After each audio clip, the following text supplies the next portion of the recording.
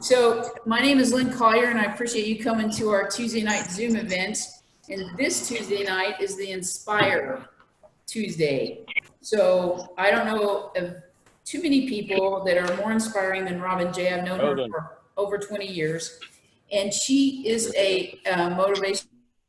So I love Robin J. Thank And you. she has gone and become a little famous. She went a lot famous. She's done films for Gaia, which we call the spiritual Netflix, and with her Keys series, and we're going to have her talk about that. But she's also a motivational speaker and owns the Las Vegas Convention Speakers Bureau, as well as a writer, Polish writer, and Polish author.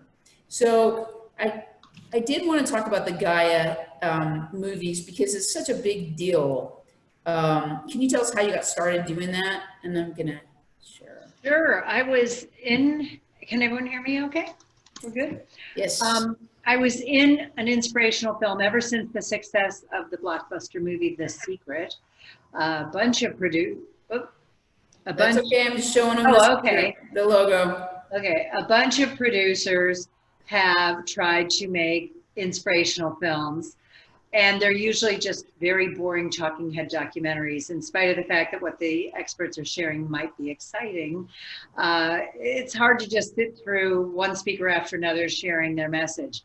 And I was in one of those movies, and I just remember thinking, it would be great if I could raise the bar on the genre and actually create a narrative story, a fictional story with some characters, and have them interact with the experts in a relatively natural setting. Like if Brian Tracy happened to be in your living room, what would you ask him? If Reverend Michael Beckwith or Don Miguel Ruiz was there, like Don Miguel talks about his heart transplant. A lot of people don't know he had a heart transplant. He's the author of the Four Agreements. And he's talking about that and how the doctors said that he could sit there and watch TV until he dies or get a heart transplant and keep living. And so he chose that, of course. And so I thought this could be very exciting. And it's funny, we don't have any actors in the movies. We are all personal development or inspirational speakers or authors. I've done 3 movies so far. My first one was The Keeper of the Keys. We have visual aids here. And this one stars Jack Canfield, who's the co-creator of Chicken Soup for the Soul and the Success Principles. John Gray, who's the author of Men Are From Mars, Women Are From Venus, which is like big pop culture. And then Marcy Shimoff, who wrote Happy for No Reason.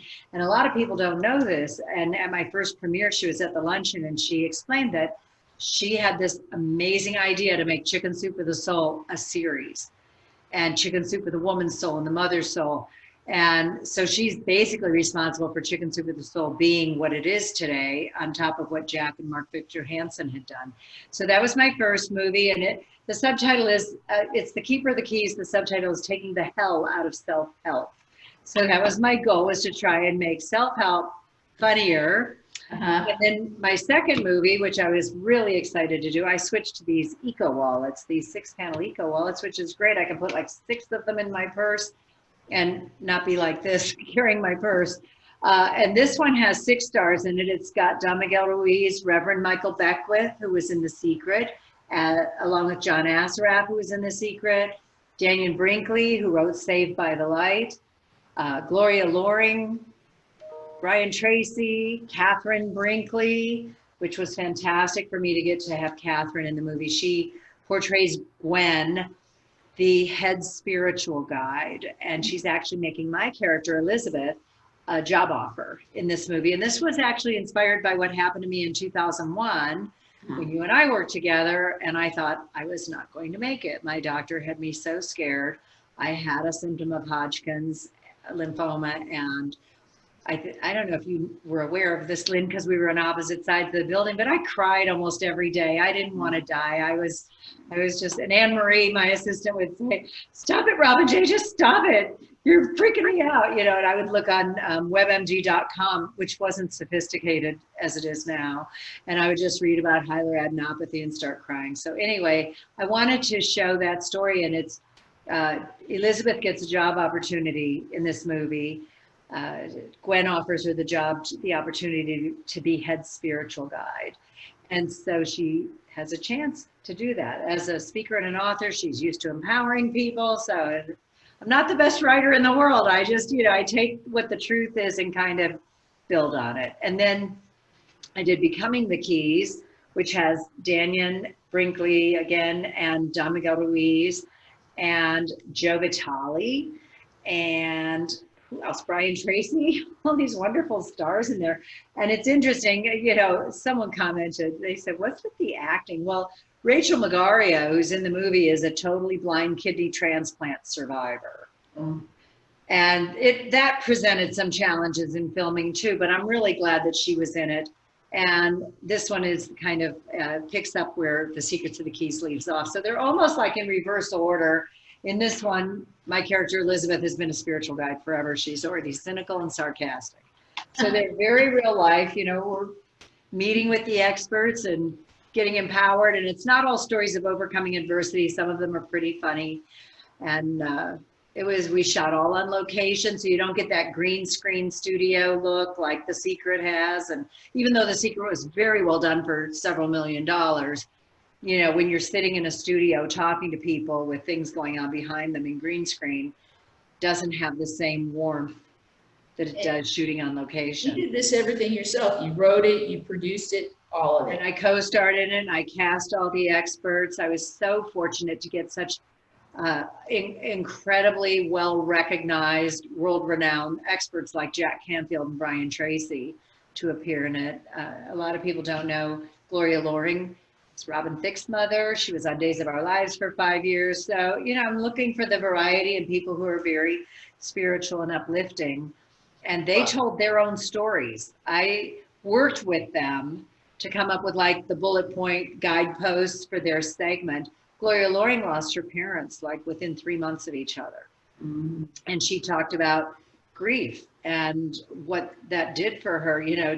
She was just finding herself in grief all the time and how she got out of that. And so everybody has a story. And then in Becoming the Keys, the last one, Catherine Brinkley's daughter, Elizabeth Matheson, where is she? The beautiful girl. Let me see if you can see that. Yeah, I did see that one. Yeah.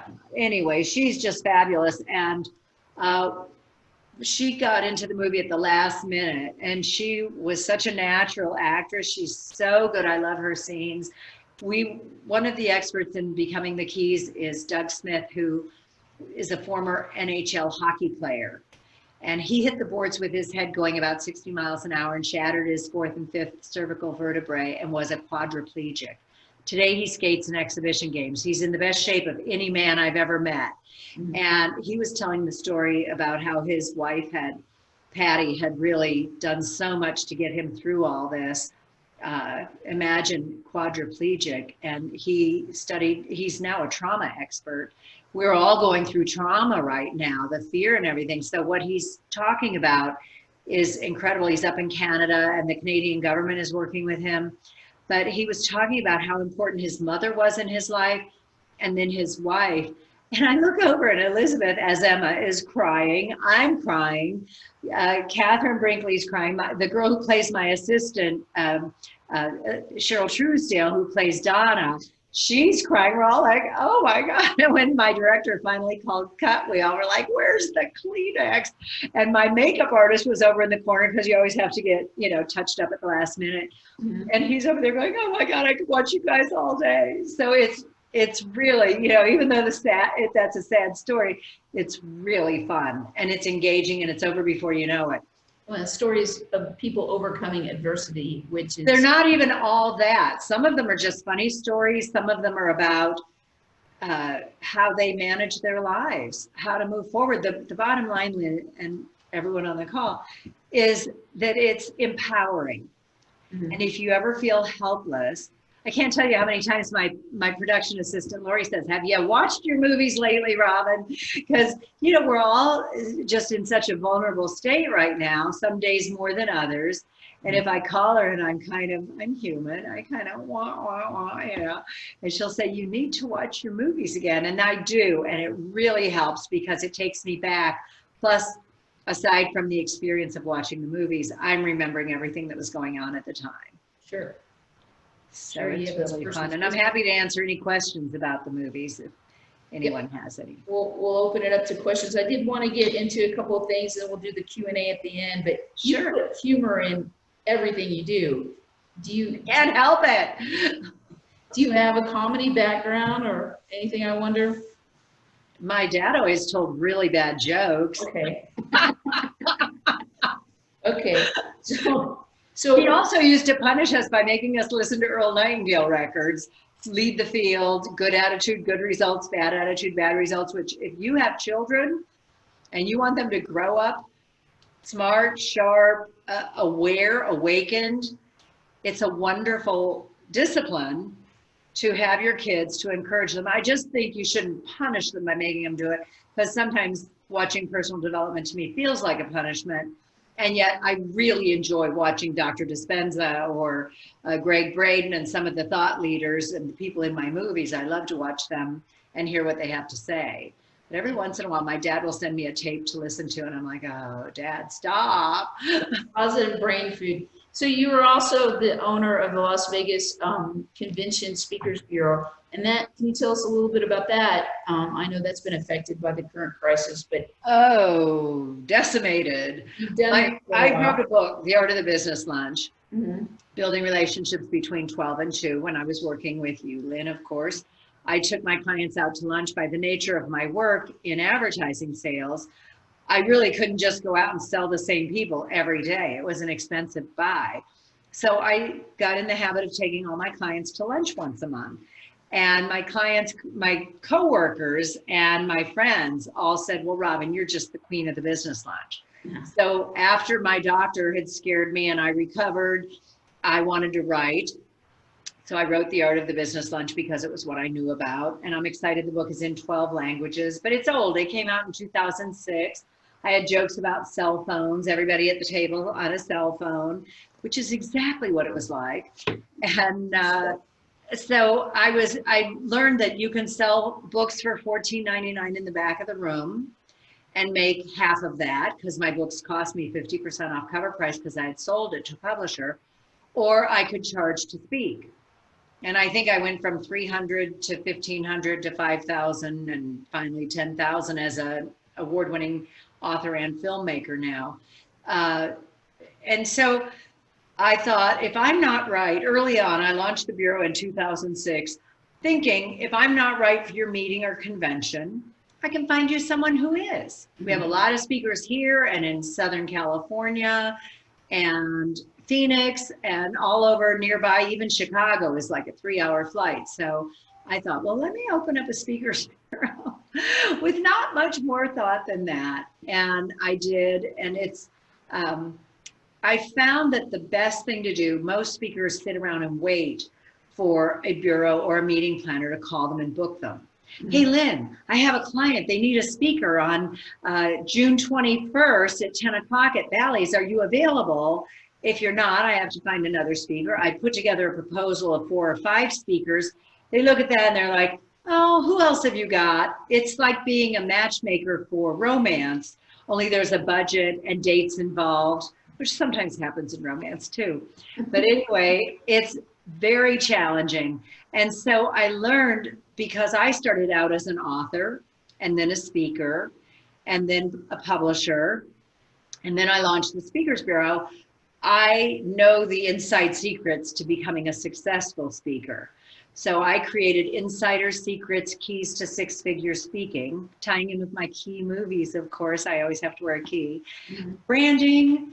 And anyway, so I did Keys to Six-Figure Speaking, and that's an 8-week online course that people can take now while they're home, not working, and they have time to study. It's really fun. It goes super fast. I have a top literary agent who's also a best-selling author. In fact, her latest book is about Charles Manson, and every time he's in the news, her book goes back to number one. So yeah, it's called Member of the Family, and she wrote it with Diane Lake. I think it's Lake or Lane. I think Lake. Anyway, so she helped her write that story, and she goes up and down on the bestseller list on Amazon. And so I introduce everybody to her, and we talk about all the publishing options, from self-publishing to selling your work. What do you think is the best thing? Publishing has changed so much since my first book. And in fact, I'm putting together a new anthology, which you and I talked about, called Forever Changed, How the Coronavirus has Affected My Life. And it's going to be a collection of stories that anybody, whether you're in business or you own a business or you have a job, you know, having books, they're like business cards no one will ever throw away. And you can have your story in there. It's like 1,600 to 2,000 words per chapter. You get a whole page with your headshot and your contact information. And this way you have something you can share with the world. You also get the ebook. And so that's the latest project that I'm working on, is this publishing. And I have, hang on just a second, I have my last anthology series right here, The Power of the Platform, which is speakers on success, speakers on purpose, and speakers on life.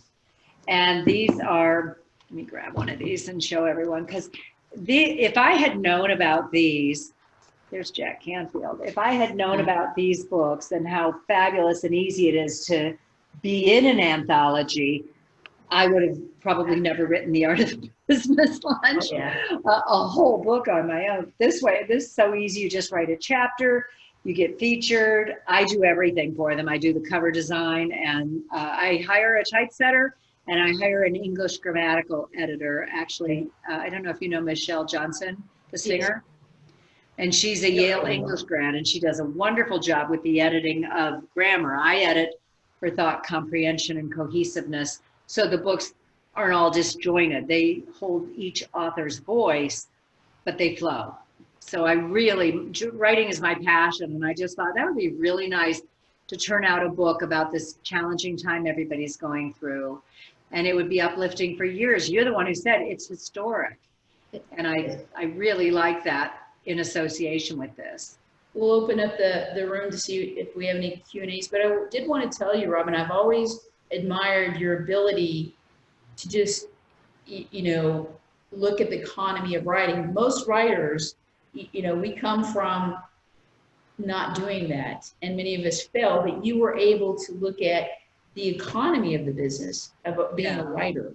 And well, that's how I became the insider. I made every mistake you could make. You know, when you saw the series I did last month, right? Yeah. When I wrote The Art of the Business Lunch, I originally self-published it. And then when I went to hire a publicist, she's like, this is really good. Why don't you have an agent? Why don't you have a real publisher? And she gave me the names of some agents, and they were all willing to work with me. So I don't know if it was a matter of juice or just being able to get my foot in the door, whatever. That's kind of the same thing. Anyway, I ended up selling it to Al Zuckerman, was my agent at Writers House. And he got me a typical first-time writer's deal. And in that series, I showed everybody what I got a $5,000 advance. Then my publisher said, how many books do you want? Well, how many do I get? I didn't know. Yeah. And they're like, well, no, you buy them. And I'm like, but I wrote it. They're like, but you sold it to us. I was so naive, and you learn. And when I did these anthologies, you know, I have a wonderful printer in Michigan. My typesetter gets an ebook ready for me. Now they're on Amazon. If someone buys this on Amazon, I get a notice from Amazon that they deposited money in my checking account. It's so easy. Yes. And you saw the numbers that if you sell just 5,000 copies of your book, I'll tell you the bottom line, if you sell that to a publisher, you might make about $2,000 on 5,000 books. Maybe that's an overestimation. But if you self-publish, you might have some costs going in, but you will make $60,000, $70,000, $80,000 on $5,020 book, because you're grossing $100,000, and even if they cost you $10,000 to print or more, and you have to build a website, you're starting from scratch, you need publicity, you hire a publicist, you do all the things that you have to do, the promotion, and understanding that, maybe even hire someone to help you with that. And it's such a learning process. I really made every mistake in the book, and that's how I got to be so smart. What do they say? Good experience comes from bad judgment, and good judgment comes from bad experience, right? Who's got a question for Robin? I haven't been stumped yet. Yeah. Not that you should try to stump me, but. So you can chat, or you can put your hand up or on the comments. I have a question, Robin. I love the fact that you said that your books were a business card that you don't throw away. Yes. So are you saying when you just hit us, or you just explained to us about the money part of it, if we're a first-time author, your recommendation would be for us to self-publish. Is that right? Absolutely. Absolutely. Because a publisher, first of all, you know, when I had the Art of the Business Luncheon, I knew it was a viable book. And I would walk through Barnes and Noble and I would say, how did this book, Fireflies of North America, get published when I have, you know, a book that is really going to help salespeople? So it was very frustrating. You're trying to sell your work. You know, by doing an ebook, there's so little cost involved. Typesetting and cover design, which there are so many resources now that we didn't have before. And, you know, I help people write their own books, get them published, get them out there. And then if you want paperbacks, I have a printer in Michigan who does he did such a great job. And even the skin tones, which is a hard thing for a lot of printers to do. Even the skin tones are great. There's pictures on the inside. Every artist, every author gets, you know, a headshot, a professional headshot that they give me, and their contact information. And he's in Michigan. So it cost me a little bit more to get them shipped out here, but all my experts who are, you know, closer to the East Coast were like, wow, this is such a deal. Organizing the shipping on 20 co-authors is kind of tough, but it's just the logistics. This takes everything that I've ever learned in my whole life to do it successfully, especially when I was doing the movies. That was kind of crazy, because from finding the right experts to share their stories, helping them edit their story down. By the third movie, I'd cracked the code because my experts would try to memorize 5 pages of script. And I'm like, it's your story. You told it on stage 1,000 times. Why are you trying to memorize? And they would say, oh, wait, I forgot a part. And I'm like, no, you didn't. Nobody knows that. Just do it. Anyway, bullet points. They got 5 bullet points for their 5-minute segment, and they would know that they have to talk about this. You know, one was going to get married and her fiance broke up with her. Then what happened? It's a natural progression. She was having a meltdown. Then she got her act together. Then she created the life of her dreams. And it's just that easy when you have those bullets to remember 1, 2, 3, 4, 5, and then we're all speakers, so we can embellish on our story. So it worked out beautifully. Val, speaking of your movies, Val, I'm going to mute you. You say, where do you find your movies? You're talking about, like, where do you get your ideas to write movies? You're unmuted, Val. No, maybe she meant, where do I fund them? No, where can you get a copy of them to watch them? Oh, you can get them on Vimeo if you search by title or search for me. They're also on Gaia.com, which is like spiritual Netflix. Just go to thekeymovies.com. Okay. And that will take you to a link that will, oh, there you go, thekeymovies.com. You'll get to see the trailer. I forgot what they're called, the promo clip. You'll get to see the trailer for free. And then if you want the movies, they're like $1.77 to rent, which is a 48-hour period, or $4.77. You can download them and have them forever. Gaia also has them available on Amazon. That's one of the challenges that I learned, you know, with distribution. Gaia.com, Gaia.com is one of my distributors, and they have them on Amazon free with a temporary, or, you know, with a trial membership with Gaia. So if you want to see them free, do that and sign up with Gaia, or maybe it's 99 cents for the first 2 weeks. But so they're on Amazon, they're on Vimeo, and you can find them from thekeymovies.com. Gaia's great. Is there anything else, Val? I got Gary on the line. No, I'm good, thank you. All right, Gary, are you ready to talk? I'm going to unmute you. Yeah, go ahead. Okay. Hey, yeah, I just wanted to say that you did a really good job, And Robin J, I really liked your talk today because coming up in a spiritual aspect of it, there wasn't a whole lot of spiritual babies out there. So I really enjoyed it. And I just Thank want to you say so thank you. much. You know, Gary, the genre is tough because it's not a documentary and it's not a Tom Cruise movie, you know? So Correct. it doesn't fall into any real category. And I'm so grateful that Gaia is distributing them because they are like a spiritual Netflix, as Lynn said earlier. And, you know, they're entertaining. They're not like a regular movie. They're a hybrid of a documentary. I just say it's a narrative feature with cameos from some of the world's top thought leaders. And it does sound like you've got some really awesome actor and actresses that you've recruited, and that I applaud you big time. Thank you. I've done some extra work, so I have a very small tidbit into it. So high five and big congrats on that. Thank you. Thank you. There's you, your Gary. high five. You know, I have a crew of 10 people and we shoot on location. And it takes about an hour to light a scene, set it up, have everything ready to go, get everyone in the kitchen to be quiet, and we shoot and we just have a conversation. The experts have their bullet points and we just respond. A lot of nodding. We ask questions if there's something that's going on, like how did you do that or what happened next? You know, basically helping them tell their story. And we've been fortunate enough on the first movie we did some green screen with the experts, and then in the film, they come to life in picture frames. So I always said it's like Harry Potter meets The Secret. And that kind of sums it up. But we also shot on location here in my home. We shot at the Palm Restaurant at the Forum Shops at Caesar's Palace.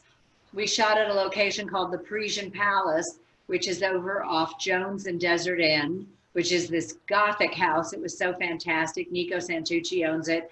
And they rent it out for parties and stuff. And my director scouted that and found it. And it just lent such a mystical, magical air to the Keeper of the Keys. And then for the Secrets of the Keys and Becoming the Keys, we shot at my doctor's estate out in Boulder City, which is, I got goosebumps just saying that. It's like heaven on earth. It was just an amazing experience. And everywhere you look was another scene. And I remember the first time I took my director out there for a site inspection, and he turned to me and he said, if we were in LA, this would be at least $5,000 a day just to shoot here. And my doctor, she runs Volunteers in Medicine for Southern Nevada, so if you want to make a donation, that's great. Yeah. But they were so incredible to open their home to a crew of, 10, let's see, crew is 10. I always had 5 to 10 people in the experts and cast and craft services and everything going on. We really just like destroyed their home, and every night at 5 o'clock we clean it up again. Great. We needed someone to go around the grounds and pick up the water bottles. That was always a big thing. Great person. Well, a lot of good people in Las Vegas. I think we get a bad rap sometimes because we have stellar people and these stories of inspiration, motivation. Florence and Gard Jameson, just incredible. And Florence created Volunteers in Medicine for Southern Nevada. And it's funny, I used to help her write her speeches when she was working for the Nevada Medical Society, and she had a column, and that's when she first asked me for help. And then she started doing speeches at her fundraisers, at her balls in October, November. And like the last 3 years, she just hasn't needed me. She's so smart. She got it, and she knows how to really drive the emotion and raise money. Well, we needed a free clinic. Really, really good. Well, there's 2 of them now. The one down on Martin Luther and the one up off Tropicana. And she's saving lives and helping people get back to work. And that's what it's all about. Hey,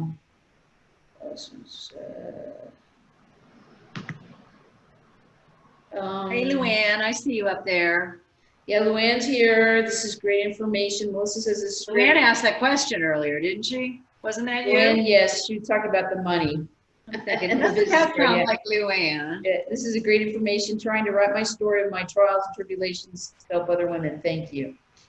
And that's true, Robin. I mean, a lot of people They're writers, they put everything they have into their work, but we don't spend a lot of money on the economy, the economics, the business end of writing. We just don't.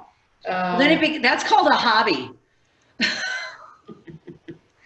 If you're writing just because you love writing, that's a hobby. You should be able to get paid for it. And you know, even these anthologies, when I print the books, I charge the experts. I think I sent you the letter. I think it's $6.72 a book, and you get 500 books, so it's like $3,300. They're $19.95. I'll make them $19.97 next time. And so you get 500 books. That's $10,000 in inventory. And if you can't give away or sell 500 books, you know, you don't even have to sell them all. You only have to sell like 200 or 300 of them to make your money back. And anything else you sell is gravy. Now you're getting paid to speak. And because I do like 5,000 or 10,000 all at once, that gives them bestseller status. So you're instantly a best-selling author. And you only had to write 1,600 words, and I edited it for you. And I put it all together. And, you know, it's funny. I know a lot of speakers, and they'll say, oh, my book is coming out next month. I'm so excited. And then you finally see them, and they're like, oh, here's my book. And it's an anthology with like 3 or 4 other speakers, and it's saddle stitched, you know, stapled. It's a booklet, not a book. And it's so disappointing. It doesn't have to be that way. So I really, you know, in my movies and my books, I've always focused on quality, even when I was in advertising sales. You know that. Yes. If anybody wants to contact me, you can email me. That's probably best, because I can email back at 11 or 12 o'clock at night if I need to. And it's Robin, R-O-B-I-N, at robinjay.com, R-O-B-I-N-J-A-Y, just like 2 birds. You can follow me at Robin J on Facebook. I have the Key Movies on Facebook. I have the Las Vegas Convention Speakers Bureau on Facebook. Or you can follow me, Robin J, on LinkedIn. I think you and I are connected on LinkedIn, aren't we, Debbie? Yeah, I have one quick question. You said that when you self-published, that your the publishing house said, how many books do you want? Is there a minimum that you need to purchase or agree to purchase whenever you self-publish? Great question. Here's the difference, though. When you publish, when you sell your work to a publisher, they will ask you, how many books do you want? And that comes out of your money that they're giving you. And that's why they love it when a motivational speaker or someone big in business, like a former president or someone with a TV show, when they want to do a book deal, because they know this person is going to sell 1 million copies of their book, they've covered their cost. I had a friend who did a book, and she ordered 2,000 copies of the book, or 2,500 copies, and they were $15 a piece. Do the math. Somehow she was spending $45,000 with her publisher. So she came back from a meeting with her, and she sold her work, right? But she got to keep the rights or something. It was a weird deal. Anyway, she came back from a meeting with her publisher, and she's like, look at the paper they're going to put inside the cover, and a little ribbon as a place marker and everything. My publisher is so nice to me. And I said, she should be. You're her client. You're not her author. You're her client. You're paying her money. Do you think, so they're going to print 2,000 books. It's going to cost them, I don't know, $4,000. And she's got to pay half price. The books are $24.95. So she's paying $12.50 a book. She was paying them $25,000.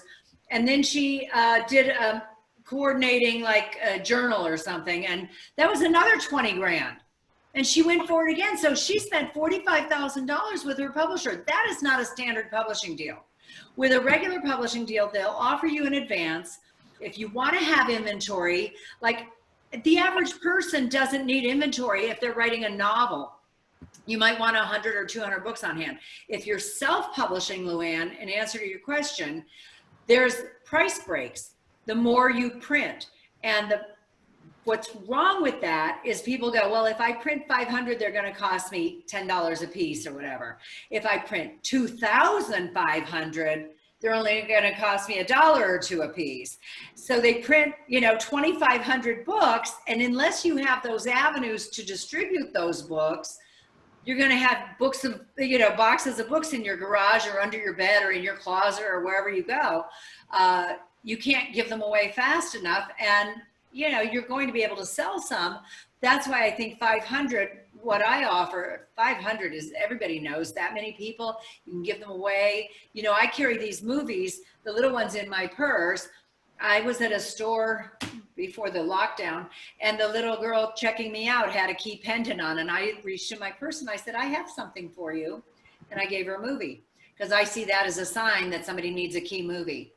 And so they're affordable enough when you do something like this, and you get the price down, but you don't want to be penny wise and pound foolish. You don't want to order so many books that you have a garage full of books.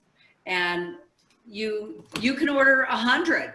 You can also order them print on demand. You can go through Lightning Source and get them listed on Amazon, which is great. They have a catalog every year. I pay, I think, $12 per book to be in the catalog. And every once in a while someone buys these, and they came out in 2008, 9, and 10, the 3 books. And so there's such a great markup on that.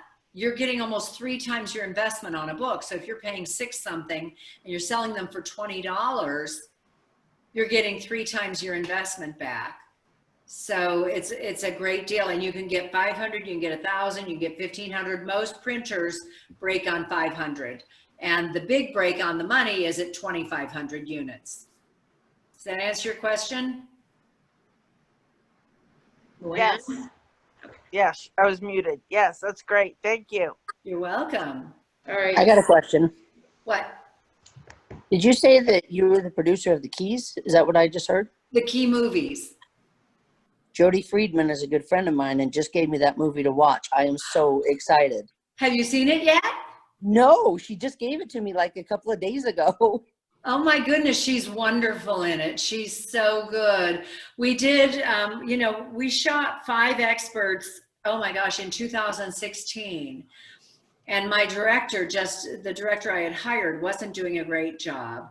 And so I let him go and brought back my other director, and we reshot everything. And when we reshot Jody's segment, she just hit it out of the park, because she really went through a challenge with her divorce and then trying to find herself. And she finally was able to walk away from her real estate job for the most part. I think she still has a hand in it, and become a full-time Reiki healer. And she's just such an inspiration. And so again, it's not always overcoming adversity. I don't think you could sit through an hour and a half of that. But when you see her segment, you're just gonna love it. I love that she had on a blue shirt and blue nails and blue glasses. She was just so fabulous and did such an amazing job. Really powerful, very moving. You're gonna be very excited to see her say to see her say her part. Thank you. I'm very excited. Pleasure to meet you. Good, nice to meet you too. Carolyn Finch, who's in my first film, The Keeper of the Keys. She's so beautiful. She was in her 70s when we did this, down there in the corner. Carolyn just lost her husband, and she hadn't been with him in 2 months. He was in the nursing home. They wouldn't let her in. And she had a picture, I think, on his birthday. She's outside with balloons and waving at him. That's just sad. That's time you're never going to get back, and it is traumatic. Yep. We have to find ways to cope with trauma. In fact, another thing, you know, Nicole Brown Simpson's sister, Tanya Brown, wrote the foreword in this book. Tanya is a dear friend. She just had COVID-19 and recovered, but she wrote this story. She went to Beverly Hills High, and she lost a lot of friends, car accidents, drug overdoses, you know, the fast life in California. And then she lost her very best friend, and her sister was murdered in the highest profile murder that our country had seen in ages. And she was going to get married, and her fiance stood her up at the altar. Can you even imagine trying to cope with all that trauma and all that? Anyway, she was suicidal and ended up in a sanitarium where she learned coping techniques. There's always a happy ending to these, almost always. She learned to journal. Yeah. She learned to meditate. She learned, you know, yoga, certain things that just help you so much. And that's one of my affections for motivational speakers when they share stories. I did the Keys Academy Live the day after my last movie premiere.